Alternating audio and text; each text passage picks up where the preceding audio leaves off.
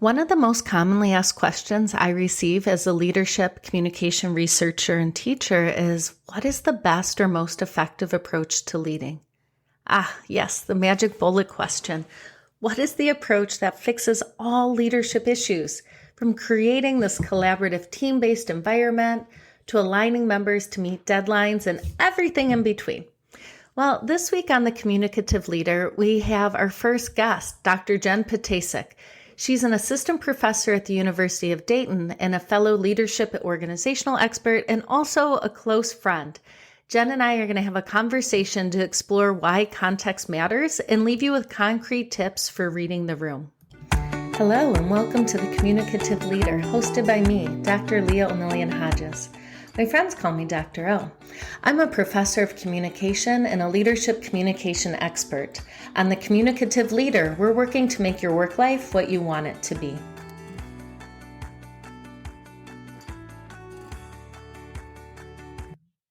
Hi, and welcome to The Communicative Leader. This week, I'm so excited. We have my dear friend and my colleague, Dr. Jen Patasek. And we are going to be talking about reading the room and why and how context matters. So Dr. Jen Patasek, she's an assistant professor of communication at the University of Dayton in Ohio. She has a PhD in communication from Purdue University. Jen's research focuses on organizing and health context, and she's explored leadership and management through various lenses. Her interest in leadership stems from her various management roles in organizations before coming to academia. Her recent co-authored book is titled Leader-Member Exchange and Organizational Communication, Facilitating a Healthy Work Environment, and was published by Palgrave Macmillan. Now, Jen, welcome. Thank you so much. Thanks for having me. Yeah, and of course. And Jen, I'm so excited you are our first guest here. Jen and I have known each other a long time now. I don't know. What do you think? 7, 8 years? I think at Maybe least. longer. Yeah. So Jen and I met at Western Michigan University when she was doing her master's in communication. Yes. And Leah was my professor for some classes. In fact, I think I even took your leadership class. So that was a great start. Yeah.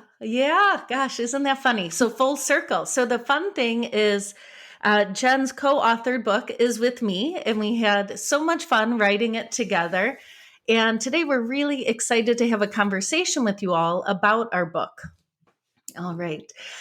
So Jen, today I want to talk about reading the room. And I think this is something that we don't spend enough time on. We don't spend enough time thinking about it or kind of coaching people on the importance of it. And this is a chapter that you led in our book, and you are definitely an expert here. And I'm excited to kind of showcase your expertise and have this conversation. So thinking about this, one thing that we hear a lot in our research and teaching, and I know that, again, as an organizational communication specialist, you have the same. We're often asked, what is the best style or approach for leadership?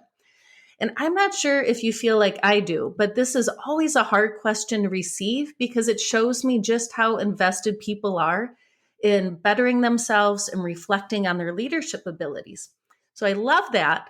And I wish there was a specific approach that would solve all of their leadership issues. But if there is, I don't think we found it yet.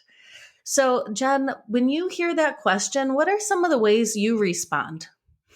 Oh, Leah, I definitely feel this way too. And I also wish there was an easy answer I could give them. But the truth is, there isn't a cut and dry solution. Of course, there are several leadership traits and styles that have been found to be effective in many situations. But breaking those down, I think, is a whole other conversation on its own, a whole other day. So when I'm asked this question that you posed, I usually start by offering a 2-word response. It depends. It depends on the context. It depends on the audience. It depends on a lot of factors. There are quite a few perspectives on this, but a lot of research points to what are called contingency theories. So simply put, leadership communication is contingent upon multiple organizational factors. Some factors that have been identified in research in this approach are things like tasks that are being completed, the makeup of the work group, and even the leader's personality, because it just wouldn't make sense for a leader to behave in a way that isn't authentic to themselves. And I know you mentioned this in a previous episode, employees are savvy in discerning managers' behavior.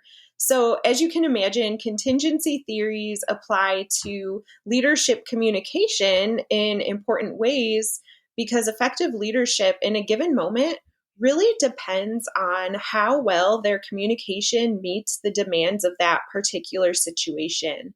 I think we've all said something in a moment that then we went back and thought, well, there was definitely a better way to say that. Or maybe if I would have said this instead, the conversation could have ended differently. I know I do that all the time. And that's kind of what we're getting at here. Yeah, that I really love that two-word response. It depends, which I think can be really frustrating to hear when you just want do A, then B, then C, then D.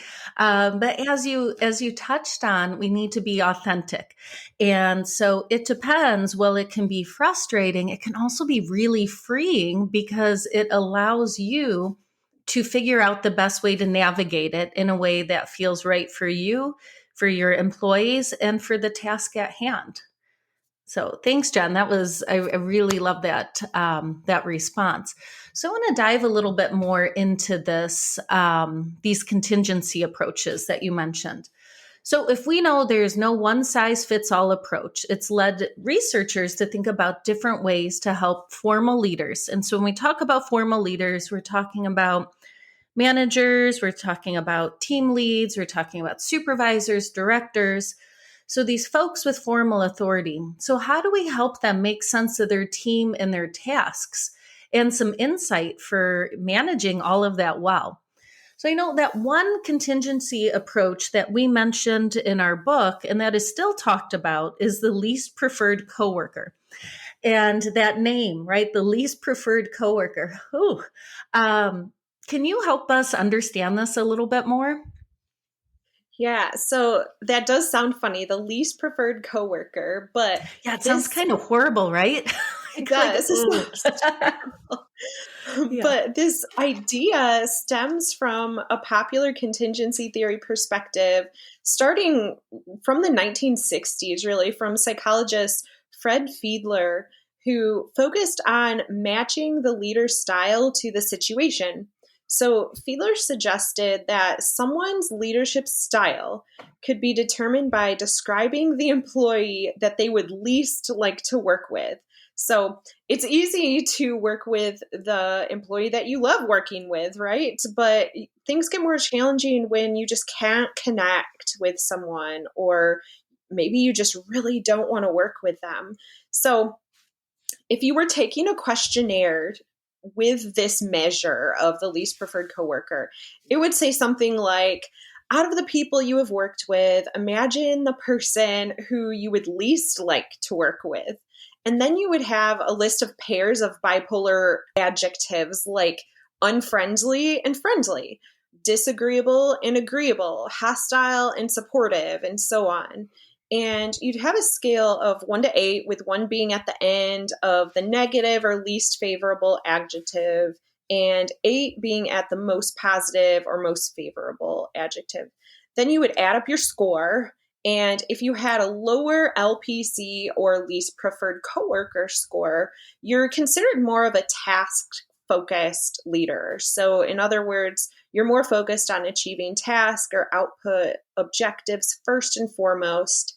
And a higher score would indicate a more relationship focused leader, or you're more motivated by close interpersonal relationships with coworkers.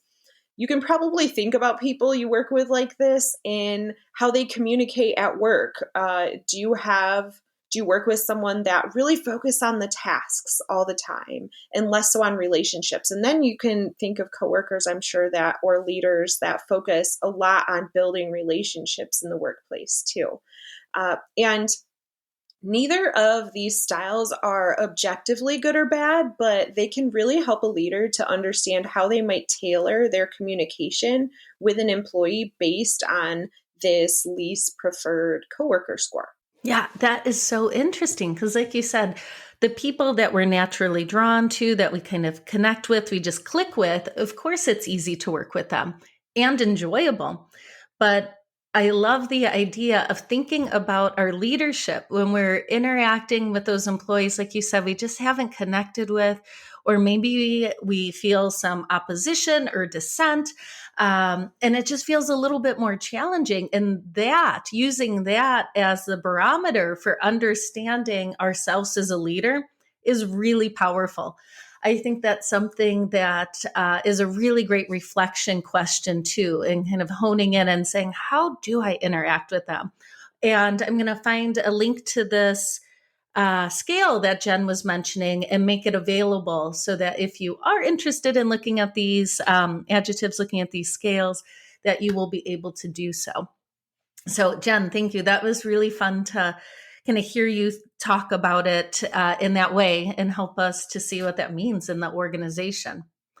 And when you're talking about that, you touched on the two main ingredients of leadership. And certainly this is a very, very simplified way of looking at leadership, but we're thinking about people and relationships and output and tasks. But as leadership communication scholars, we're really quick to point out that we're not going to be able to tease apart the tasks from relationships or the relationships from the tasks that we do. So can you talk to us a little bit about why this communicative view, why we see tasks and relationships as interdependent? Yeah, and that's such a great point because it would be completely oversimplifying it to say that you can be just solely focused on relationships or tasks. It's just not feasible. So, a communicative view sees these as interdependent because communication is the tool we use to develop and maintain relationships and to collaborate to realize organizational tasks. It's the communication is also the byproduct. That is, as we work together to meet deadlines and accomplish our work, the way we communicate influences our relationships. So I really can't overstate the importance of communication here. We also know that employees have different task and relationship preferences, but they do, in fact, have both, which further highlights the importance of considering factors such as situation, person, and so on. And actually, Leah, it makes me think of the study we recently published in the International Journal of Business Communication, where we looked at young adults' preferences for managerial communication behaviors. We found that some personality traits corresponded with different types of managers. So, for example, participants who were highly self-efficacious had more of a desire for a mentor type manager who provided both task and relational direction compared to those participants with lower self-efficacy. And circling back to your question about the interdependence of task and relationship styles, this study identified a lot of wants and needs in each area. So, for example, many participants said that they absolutely needed task-related communication, like feedback and direction on what they were doing, while also really needing relational-oriented communication in the forms of support and understanding and things like that. So I think this lends to the argument that even if we might be more task or relationship focused as a leader, we need to be thinking of how we can communicate to meet employee needs in both of these areas simultaneously. Yes, you do a really great job here, Jen, of acknowledging that we have different strengths, right? We might be really relational. We might truly enjoy interacting and chatting with others. Or the opposite, we might find that we have this really great mind for organizing and for aligning tasks and aligning our people to accomplish those tasks. But again, leaning too far into these strengths at the expense of the other means that we are shirking some of our responsibilities as a manager that we need to focus on both of these tasks and relationships at the same time. So I want to recap now. And what we know is that unfortunately, there isn't this one size fits all approach to leadership. And as we've mentioned, we need to be mindful of both our people and both our output, those tasks at the same time. And wow, that's a lot to ask of an employee who is already responsible for their own charges as well. So with that in mind, can you give us some suggestions for how to read the room? I guess what I'm asking, Jen, for our formal leaders out there, are there some things that they can do to be aware of in order to be best positioned to be a successful leader? Yeah, and I promise I'll give an answer this time that's a little less vague than it depends. So, going back to contingency theory, a leader wants to maintain what we call situational control, right? So, no matter the situation, we want to maintain this situational control in order to be successful. So, there are three specific factors in situational control. There's group atmosphere, task structure, and position power. So, group atmosphere is the quality of the leader's relationships with other employees. When the group atmosphere is good, there's mutual respect and trust between a leader and the group members. And when it's not so good, the leader is needing to spend more time on maybe dealing with extra conflicts, which takes time away from accomplishing the task at hand. The second factor, task structure, refers to essentially how structured the work tasks are. So, like, how clear is the path to accomplishing this tasks? Do employees understand how to do all the things for this task? And if we have clear, unambiguous communication and we know how to complete this task, this is going to reduce the chance that something will need to be redone because it hasn't been done correctly, or that employees are going to be frustrated maybe because they don't understand what is needed of them. And then third, situational control includes leader position power, which is the extent of the leader's formal authority in the situation. For better or worse, power is inherent in all relationships. But leaders with high position power can control resources and other things that make a situation easier to, control. So, generally, we consider a situation to be favorable or effective when group atmosphere and relationship with employees are good, when tasks are clear and structured, when the leader has a high level of power, when all these things are good, the situation is favorable and we have good situational control. And the reason why these three factors are important in reading the room is that they can vary based on the situation, but they are all three really good things to keep in mind in order to be a successful leader. And this really ties back into the task versus relationship oriented leadership styles, because you might find yourself struggling in one of these areas more so than another. So maybe you know that you are great at explaining tasks really well, but perhaps the work group for this particular project consists of people that you don't know that well or haven't gotten the chance to build relationships yet with. Maybe you need to spend a little extra time at the beginning of the project to do some group bonding or get to know your team members individually. And this can really pay off down the road when everyone can work together really well and they respect and like you as a leader. I can think of so many times, both now as a professor in the classroom or on a working committee, and even before my academic life when I worked in industry, that considering the group atmosphere, the task structure, and my position power, and which of these three areas could use a little work at the time, really helped me to be more effective in my communication as a leader. I can also think of times when I should have probably considered these more, and I would have been more effective in the moment if I had. But I'm not going to be super hard on myself here because we should really acknowledge that we rarely, as a leader, will be effective in all situations. I can't stress that enough. And that's completely okay if we're not effective in all situations at all times. There are certain jobs that I will probably never be good at, and this varies by person. So it's reasonable to expect that you may not be an effective leader in every single situation.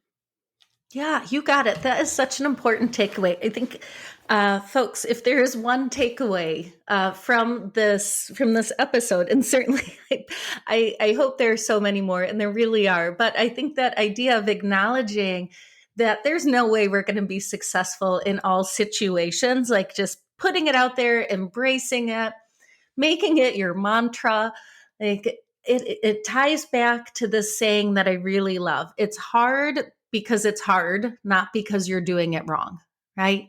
This is really challenging work. Like we said, that you have your own list of job duties that you have to accomplish while also being a steward of your group's resources, while mentoring your team, navigating conflict, helping them connect and build these relationships built on trust. So again, we're human. Of course, there are going to be challenges here. But I love what Jen said, and this is something I'm going to kind of task myself with this semester, is thinking about the group atmosphere, the task structure, and my position power, and kind of using that if I feel like maybe a class is struggling or a committee I'm on, we're not moving the way that maybe that we should or we have in the past. I think these three elements, when Jen was talking, I was thinking of them kind of as this triangle for support. So that atmosphere, does this group, do we need to go out and have lunch together and just kind of relax and blow off some steam and get to know each other as people again, instead of just employees or people who are grouped together to accomplish a task? And then the task structure, is this really ambiguous? Is this really unclear? Or, do we have a clear path already laid out where we know what we have to do when we do it? And then our position power. And this can certainly in a classroom, my position power is a lot clearer than when I'm on a committee. But figuring out what is it that I bring to the table and how can I effectively influence this group in this setting. So thanks, Jen. That's really fun. I feel excited to be thinking about these three elements. So Jen, now I'm going to transition a little bit. Is one thing that we've been doing on the Communicative Leader is we like to leave listeners with a takeaway for our formal managers, again, our directors, managers, supervisors, and for everyone, for employees in all industries, all ranks, all jobs. So do you have a few communication-based suggestions that we can do to make our work life a little bit easier in this regard? Yes, I do. I actually outlined some suggestions in our book that I would love to share here too.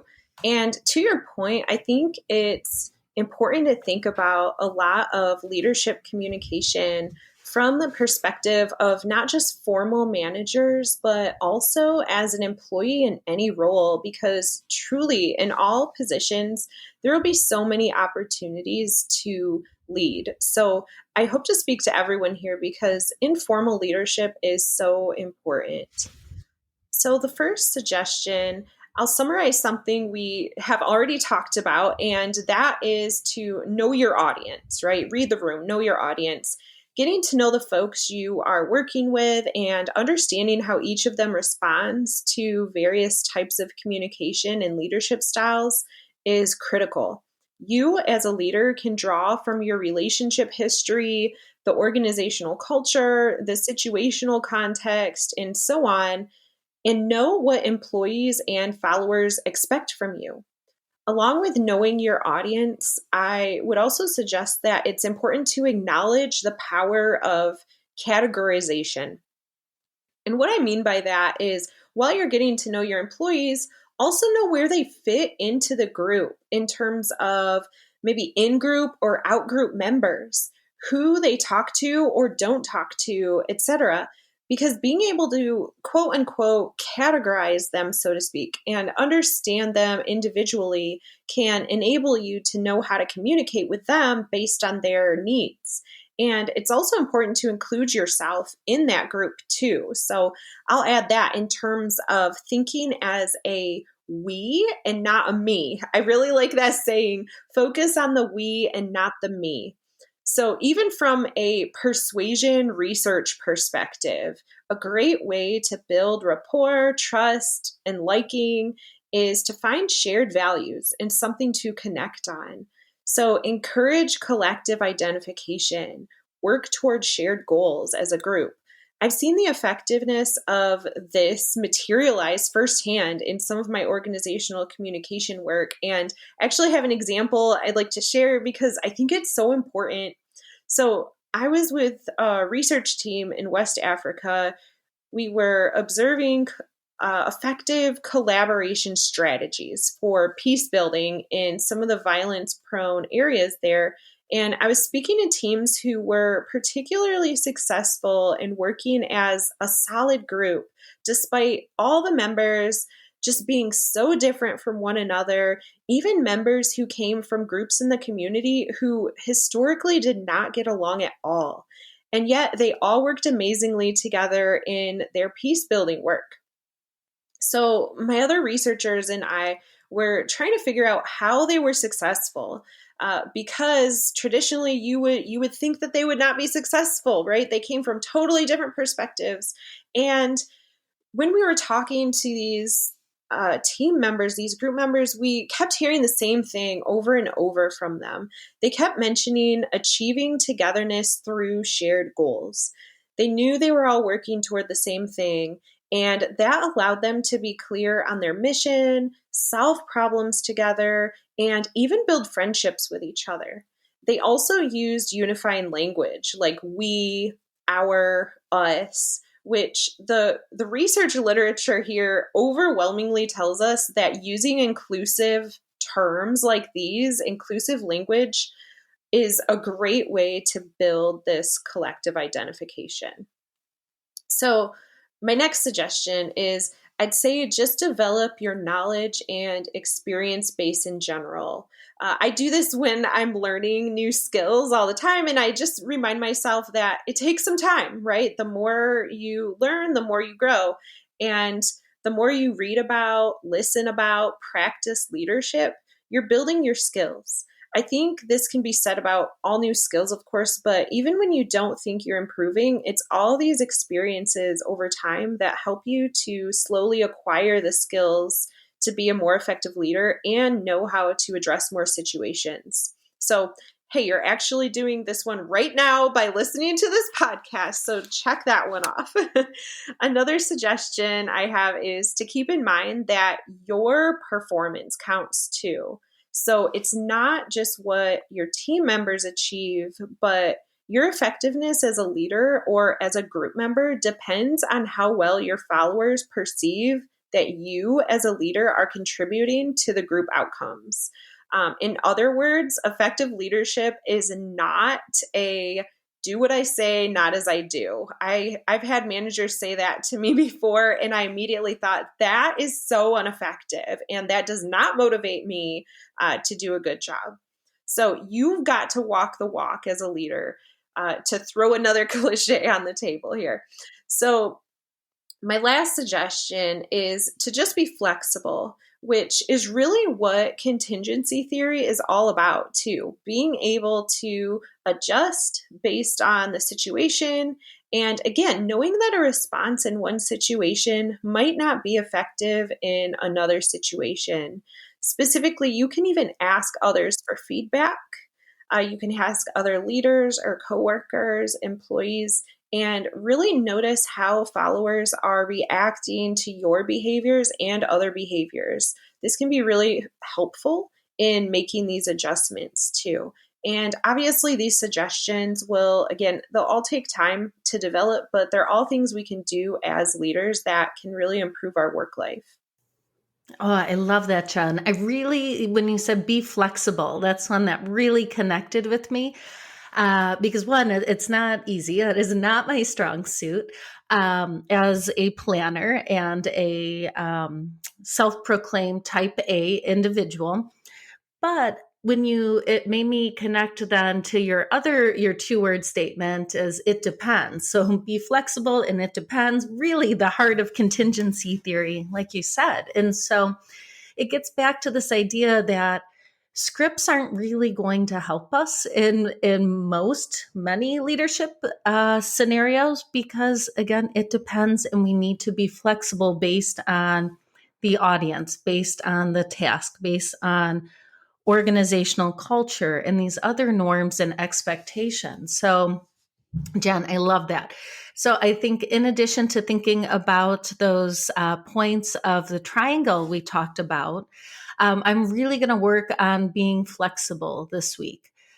So thank you. That's something I'm gonna keep on my mind. I think I might even write it down on a 3x5 card and put it in front of my computer so I don't forget. And I'm actively thinking about that. So I should do that I'm too. hoping you can help me.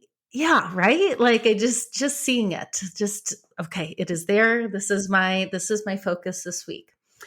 And I was Exactly. hoping you could help me with one more thing for this episode.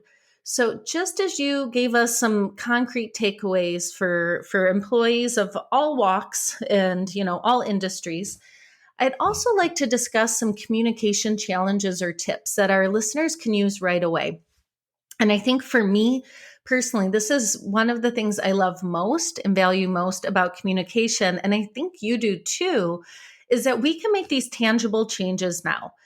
You don't need to make a purchase, right? We don't need special equipment. We don't need years of training or practice, just some guidance, some intention. Like we said, this idea as simple as writing down be flexible on a 3x5 card.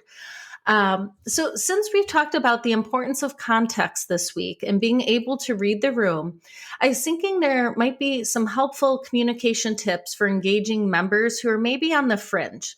So, this also brings us back to the least preferred coworker discussion that we had earlier, in that sometimes there are folks we just don't make, a really strong interpersonal connection with, and that's okay, right? We don't need to be friends with everyone, but we do need to have a respectful, trusting relationship. Right. So, what are some suggestions that you have that, maybe someone is really reserved? Maybe we feel like we've got off on the right foot. For whatever reason, we just haven't connected with them. So, can you leave us with a couple communication behaviors that might help us here? Oh, this is so important. And I'll add on to your main takeaway from earlier. I'll Mhm. say another main takeaway from our chat that's so important is this focus on equity, on knowing that different situations require different responses and different employees and people have different needs. And it's often our members that are on the fringe, the ones that we might categorize as an outgroup member, maybe, that might go unnoticed but really need the attention. And so I have some ideas here. I'll share 3 of them. So, first, I have to say that the communication skill that I think is the most important, that I usually throw out in so many situations when people ask me, like, what's a communication skill that I should work on? That's to listen. I always say listen. Often our outgroup members feel like they're not quite part of the group. And that comes a lot of times with feeling left out, or that they aren't heard or valued as much as the others. You'd be surprised how a little listening might go a long way here. So, this involves behaviors like asking the person for their ideas and opinions, but also paying attention and showing active listening. So it's not just hearing the words that they're saying, but actively listening to them. It also might require some open mindedness and patience too, right? But this is something we can all do in the immediate future right now. Look for these people, engage with them, show them that you hear them and that you're not discarding their ideas and feelings. My second skill can actually be followed by listening, and that's to understand their needs. So I feel it's really important to note that someone might not need what you think they need or what you yourself need. So, for example, maybe someone does not want to participate in the potlucks at work or go out with the coworkers after work for team building. If this isn't you, then it might be hard to understand. But maybe someone wants to be in the out group. Maybe someone doesn't want to go hang out with their employees. They have other things going on. Or maybe they want to be involved in different ways that aren't the same as your ways. So, having conversations with them individually and, of course, listening to them can help you to learn more about their needs while at the same time building your relationship with them and helping you to learn how to communicate more effectively with them in the future. And then third, I want to highlight recognizing unique contributions. So, Leah, you had mentioned in an earlier episode how you and other communication scholars don't see conflict as an inherently bad thing. And as I was listening to that, I was yelling, yes, because that is so true and something I tell my students all the time. So, a conflict in ideas or different viewpoints show that your work team is diverse, which can be helpful in terms of creativity, problem solving, thinking outside the box, and in other ways too.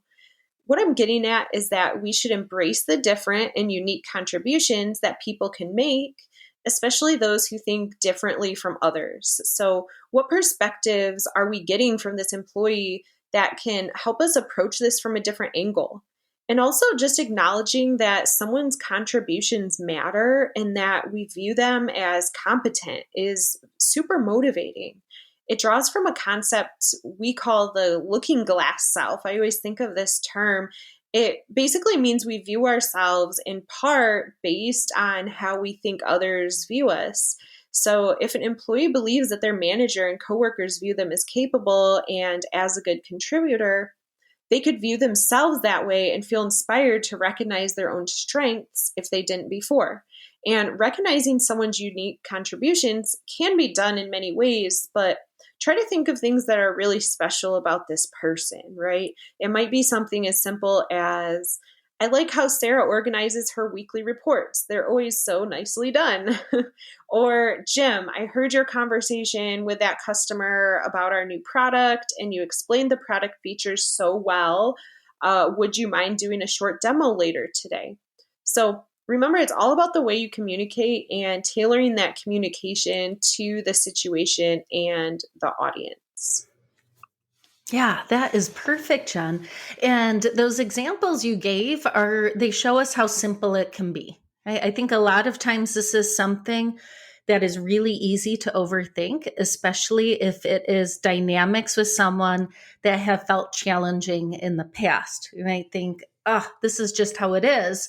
But again, we don't need to keep the relationship that way. There are small things that we can do, especially if we're in that formal role, to help to change it. Again, like you said, that active listening and, acknowledging what someone does, what they bring to the table. And I think a really important point is that some people might actively want to be in the out group, and that's okay, right?